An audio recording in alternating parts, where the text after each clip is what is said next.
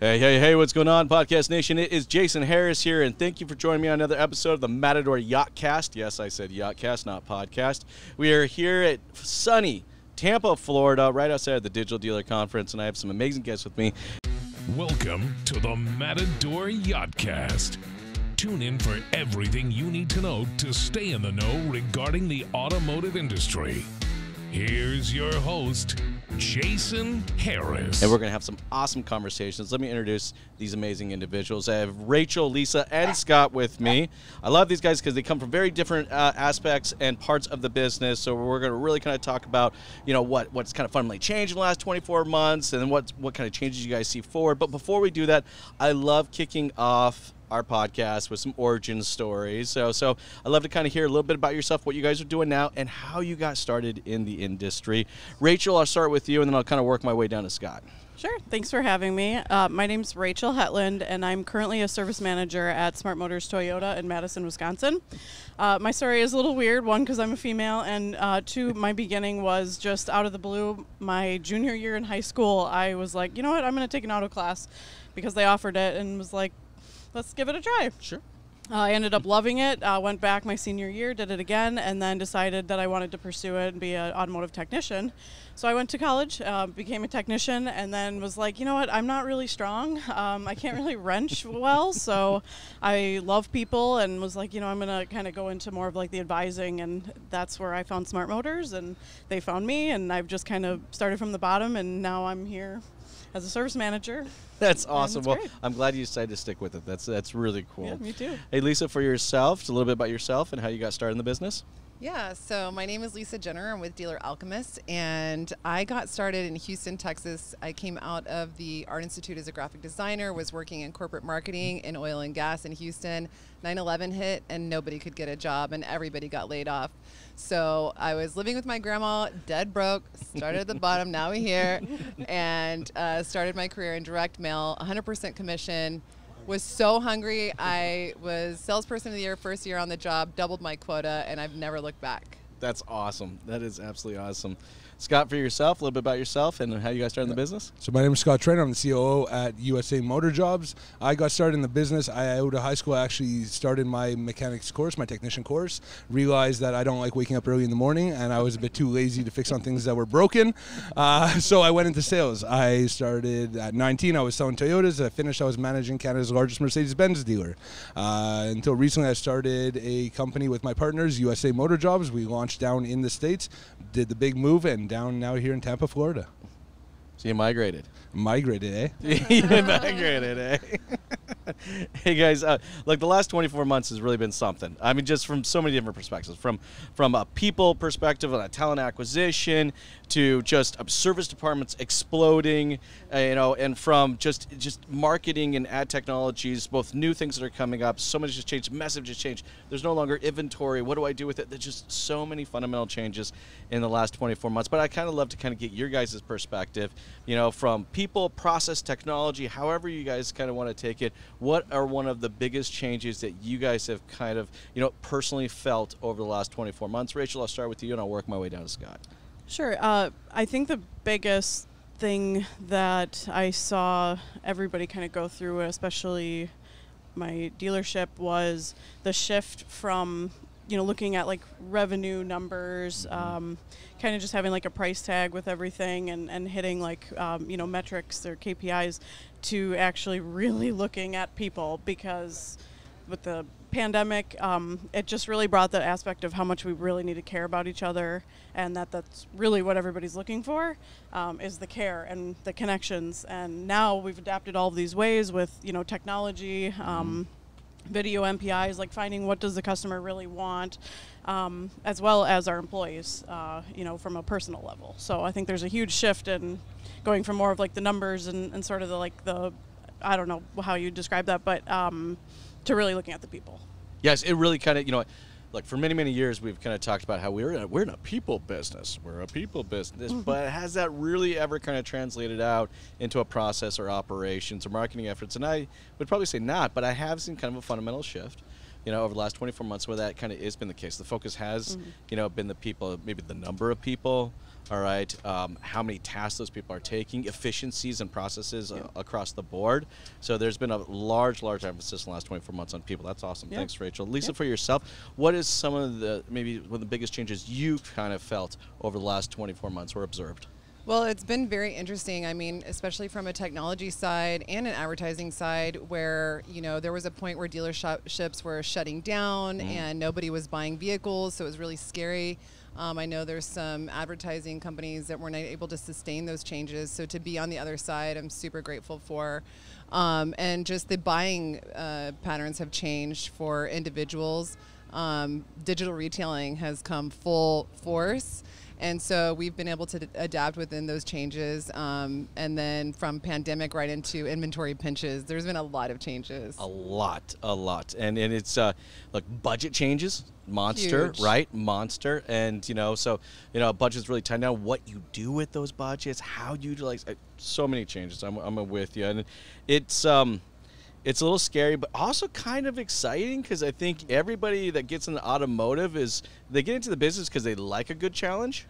So it's like, okay, challenge set. Let's go. So You don't know what's around the other corner. You don't know what's coming That's next right. these days. But you're going to go full throttle like my man Scott here did on my last podcast right out there. I could barely even hear what was going on with this. Yeah. I love you, man. My apologies. Again. I got a bit excited. Like, hey, Scott, shut up over there. We're car people. We like Yes, revving we engines do. and burning gas. We do like revving engines. But Scott, for yourself, man, I mean, definitely on the talent acquisition side, jeez, right? Yeah, well, What a monster change. We launched, honestly, 3 months before COVID hit down in the States. So it was the worst timing we can to launch a career portal. Now, we're not a recruiter agency, so we didn't, on that side, it saved us a bit, but it was definitely a big change in the industry, trying to grow in the States when people were furloughing their employees, and then we're trying to get them to post to hire. But it really changed the dealership's perspective on what they have to do now to attract new talent, in the sense that before there was people looking for jobs. Now everybody has a job. Everybody that wants to work has a job. So now it's completely changed the playing field where the candidates can almost shop the employer, and the employer has to sell themselves on why the candidate should work for them. So it's really especially in the technician field, it's the technician's choice right now, and they have the upper hand. Oh, that's actually true. If you can find me a technician, I'll move him to Canada. I'm pretty sure we can find a position for him. But no, you're right though. I mean, look, it's always been a struggle to get good people, but I think even more so right now because I think we're actually starting to realize as an industry what good people look like.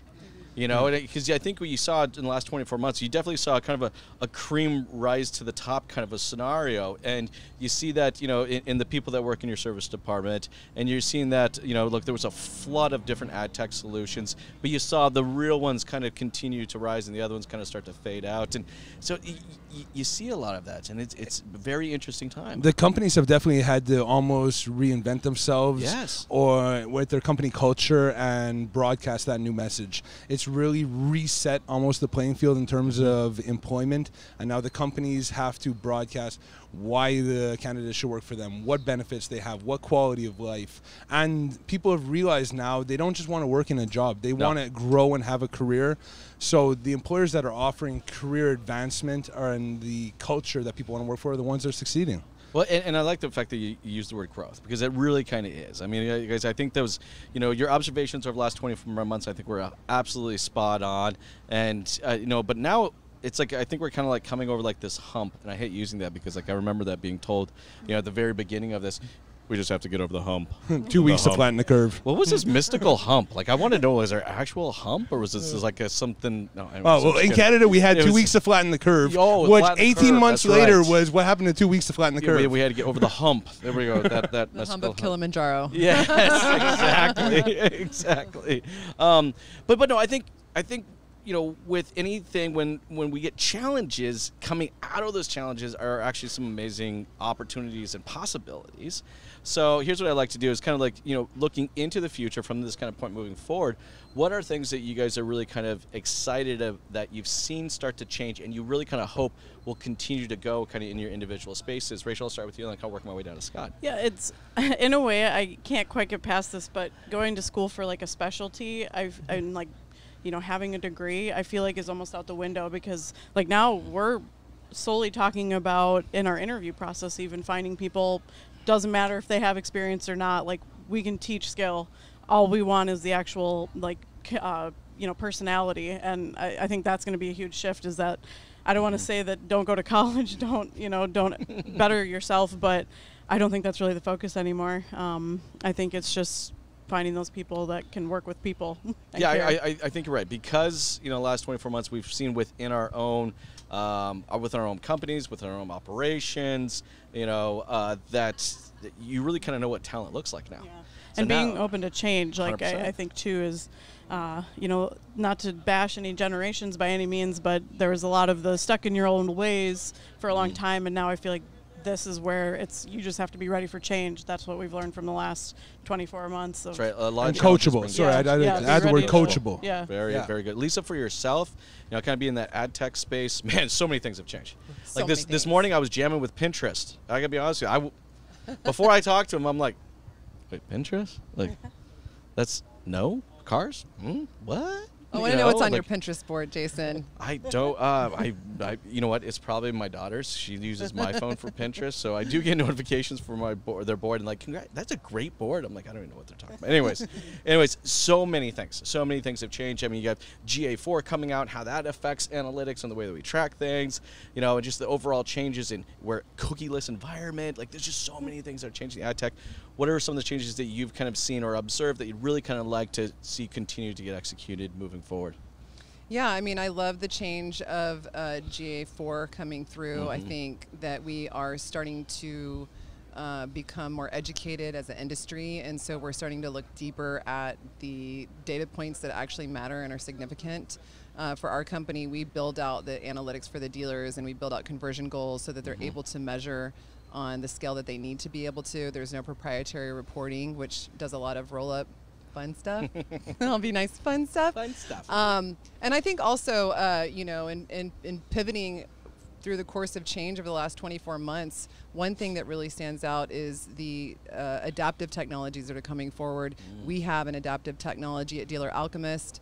And so we're really we have pivoted to push the inventory that dealers have in transit and in stock and prioritize the budget there and not waste their ad spend on what would otherwise be their free organic traffic through brand and location terms. So pivoting to be product first for the consumers that are looking for them, because they're ready to look at a vehicle that's accessible to them today. Right. So pivoting for those changes is really important through tech. And 100% through tech, right? But it also kind of has to, be through process as well. Absolutely. I think, having that process of creating those marketing strategies is it's different than what it was before, right? You had large budgets. I don't think everybody was counting every single dime.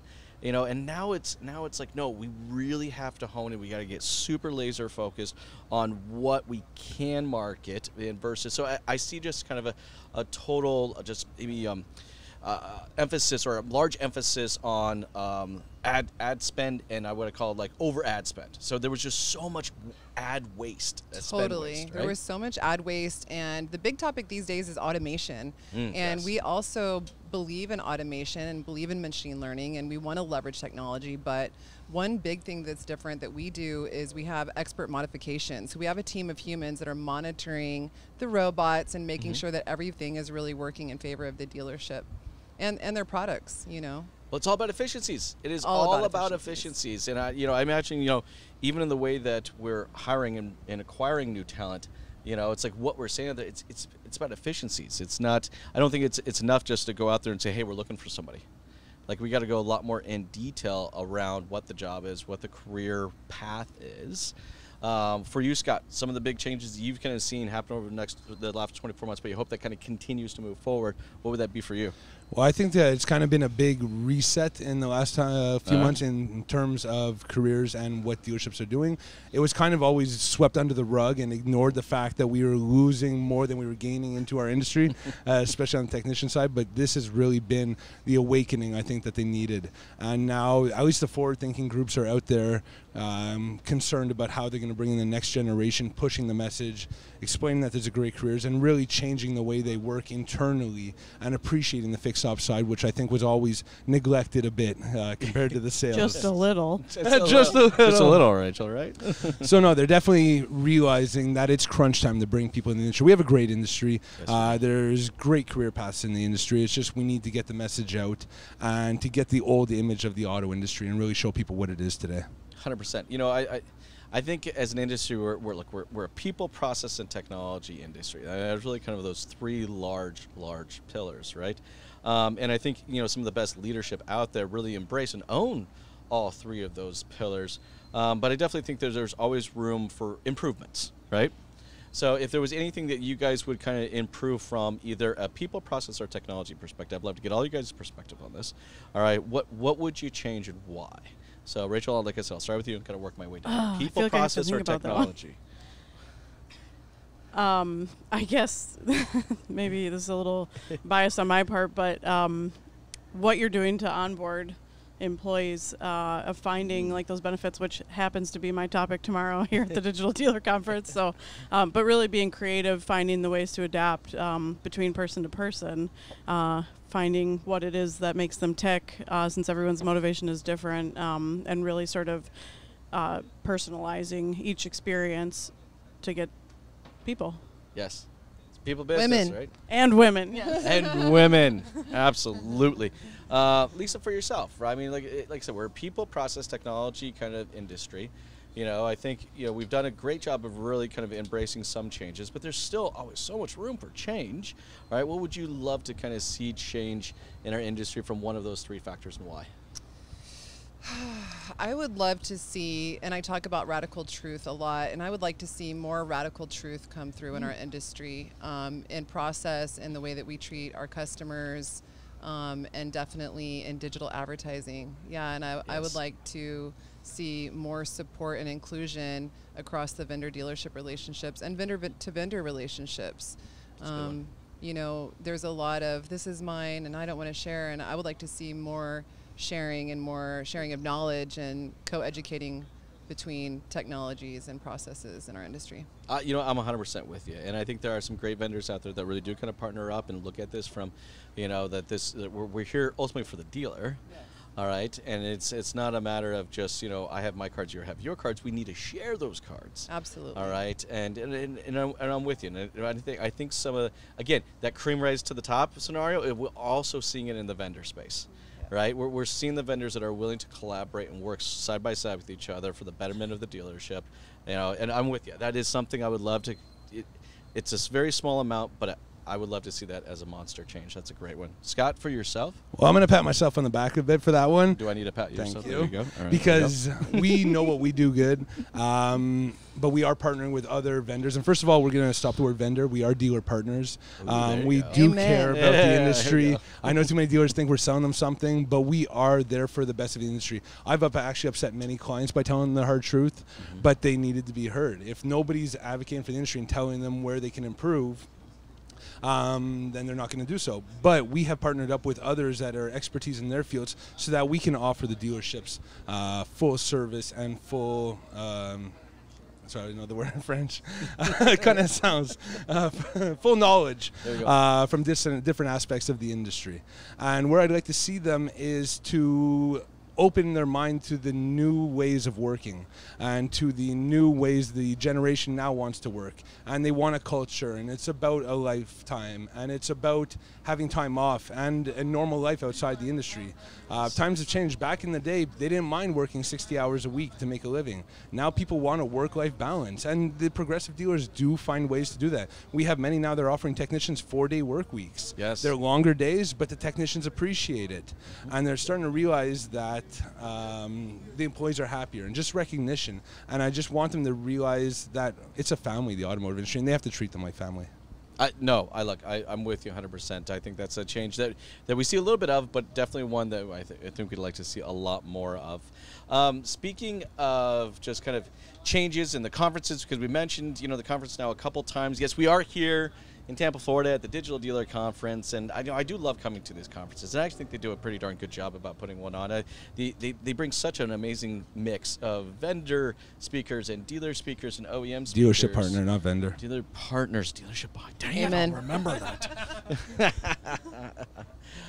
But you know what, though? I still find even now, I feel like I've been coming to these events for almost 20 years. It's like I still find now that people come to these things and they don't come in prepared. They just kind of show up and let's see what kind of happens. But I do feel like you definitely got to come in with a mindset of willing to learn so that you can really kind of take some back. And it's great to kind of hear from all you guys' perspective. What is one thing that you hope people come to an event like this and really kind of extract out of all this amazing information that's being shared, they take it back to their dealership and put it into action? Rachel, what would be the one thing you hope someone takes away from this event? Maybe just to realize that you can't do it by yourself. It takes everyone, and whether that's dealer partners or I had to throw that in there, or just networking with other dealers or other similar people, meeting just people in general. I think you just have to be open to those relationships. I think you're 100% right. You got to come in here not thinking that I'm just going to learn from everyone else, but what also can I contribute to it, right? Like it's really kind of be a part of the sessions. Yeah. I agree. Lisa, for yourself, what's one thing maybe you hope people kind of take away and put into action? I think coming to a convention, to a digital dealer, is always inspiring for me. So I get out of my tunnel, my little box, and I get out and I network with other dealer partners, and I always come away so inspired by somebody's story, somebody's collaboration, what somebody's doing that's new, whether it's I was very inspired by April Simmons speaking on stage yesterday on behalf of dealers, and she talked a lot about GA4.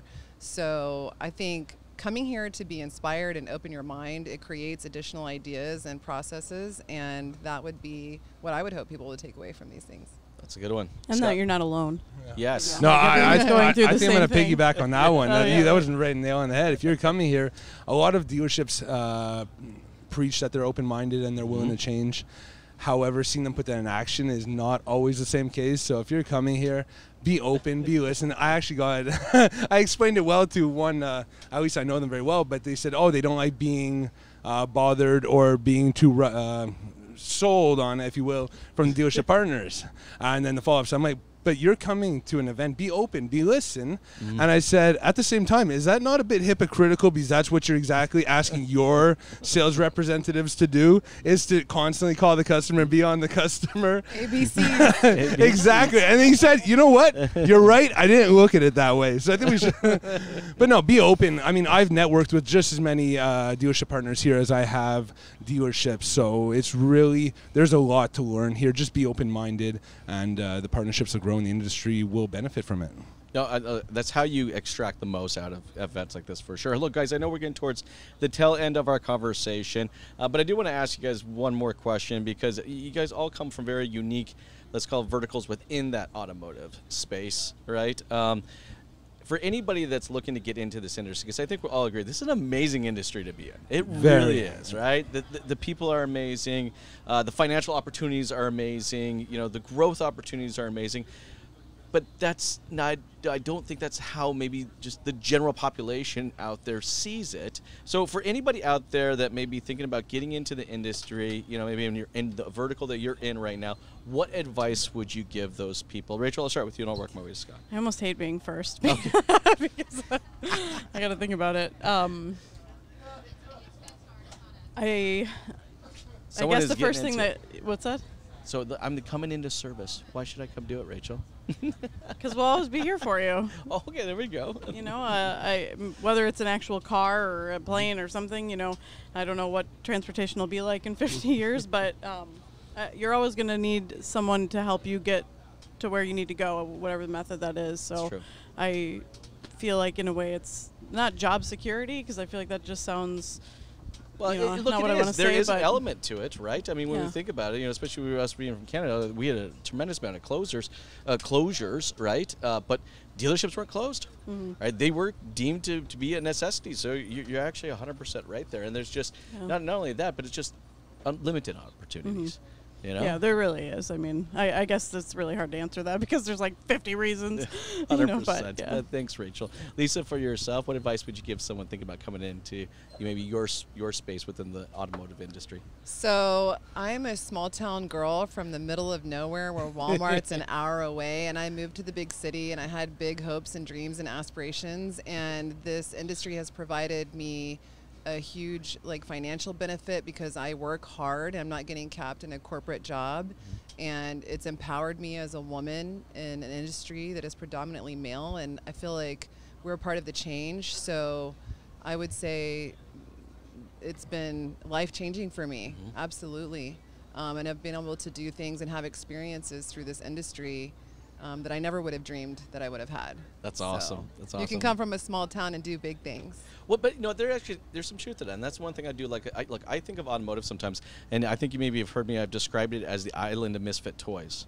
And I don't know if you remember that. Remember that old Christmas movie? It was Rudolph. Yeah, Rudolph. Rudolph, Yes, right. Yeah, and because that is literally what automotive is. Abominable Snowman. Thank you. Yeah, There yeah. you go. That's right. You got to put one foot in front of the other. Remember that? But no, that's the automotive industry. It doesn't necessarily matter if you went to a university and you got an MBA. Right? It doesn't necessarily matter if you even graduated from high school. If you're young or you're old, it's just the industry doesn't care, and I think that's where we're getting. Maybe in the past where we've not been, but that's what I think the industry is now, and it's quite exciting. Scott, for yourself, what advice would you give someone? I think we just need to get the message out that the industry is completely different than it was 10 years ago. Yes. Gone are the days of the stereotypical car salesperson or service manager. It's constantly evolving and constantly changing. It's almost a social media and branding now. So anybody who's good at social media, has a great TikTok, has a great presence, knows how to market themselves, will absolutely crush it in sales. So they can realize that they can make a great career just out of branding themselves, which they already do, and that the industry is always evolving. And especially with the electric push and everything, even the technicians, you almost love technology. You're not there changing oil anymore. You love the technological advancements that are always changing. So it's completely changed, and I think we need to put that message out. I agree with you. I definitely think that's something that we can do as an industry. And for people out there that are maybe watching and listening and thinking about getting in the industry, there are literally limitless opportunities. So please do. So, hey, this has been such a fun conversation. It really has. And thank you guys so much for taking the time to jam with me. Thank you very much for having us. Thank you, guys. Tuning in to the Matador Yachtcast with your host, Jason Harris. Don't want to miss new content? Be sure to check out the full podcast library at matador.ai to stay in the know. Remember to like, comment, and subscribe. Happy podcasting.